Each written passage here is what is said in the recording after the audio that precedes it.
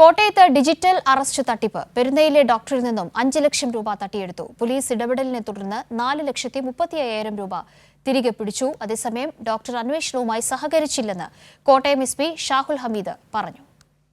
Courier പാഴ്സലിൽ നിരോധിത ഉൽപ്പന്നങ്ങൾ ഉണ്ടെന്ന പേരിലായിരുന്നു ചങ്ങനാശ്ശേരി സ്വദേശിയായ ഡോക്ടറിൽ നിന്നും 5 ലക്ഷം രൂപ തട്ടിയെടുത്തത്.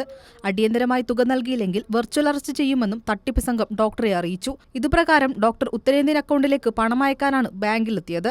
ബാങ്ക് അധികൃതർക്ക് സംശയം തോന്നി ഇവർ പോലീസിൽ വിവരമറിയിക്കുകയായിരുന്നു. പോലീസ് നടത്തിയ അന്വേഷണത്തിലാണ് തട്ടിപ്പിന്റെ വിവരമറിഞ്ഞത്. നിലപാടാണ് അദ്ദേഹം സ്വീകരിച്ചത്.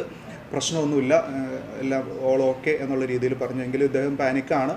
പിന്നെ അത് മാത്രമല്ല, ഇൻസ്പെക്ടർ അകത്തിരിക്കുന്ന ഫോൺ കോളിൽ ഹിന്ദിയിൽ സംസാരിക്കുന്നത് കേട്ടു. ഈ ഫോൺ കോൾ ചെയ്യുന്നതിൻ്റെ ഇടയ്ക്ക് നിങ്ങൾ പുറത്തേക്ക് പോകരുത് എന്നുള്ള രീതിയിലാണ്. ഫോൺ കോളിൻ്റെ ഇടയ്ക്ക് നിങ്ങൾ പുറത്തേക്ക് പോകരുത് എന്ന് ഹിന്ദിയിൽ പറയുന്നത് ഇൻസ്പെക്ടറുടെ ശ്രദ്ധയിൽപ്പെട്ടു.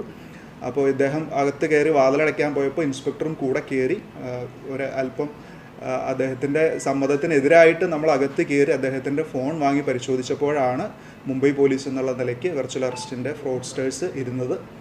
അപ്പോൾ നമ്മൾ കേരള പോലീസാണെന്ന് പറയുകയും തിരിച്ച് അവരെ ചോദ്യം ചെയ്തത് അവർക്ക് മനസ്സിലായതുകൊണ്ട് തന്നെ പെട്ടെന്ന് ഫോൺ കട്ട് ചെയ്യുകയാണ് ചെയ്തത്. പോലീസ് ഇടപെട്ടതിനെ തുടർന്ന് 4,35,000 രൂപ തിരിച്ചു പിടിച്ചു.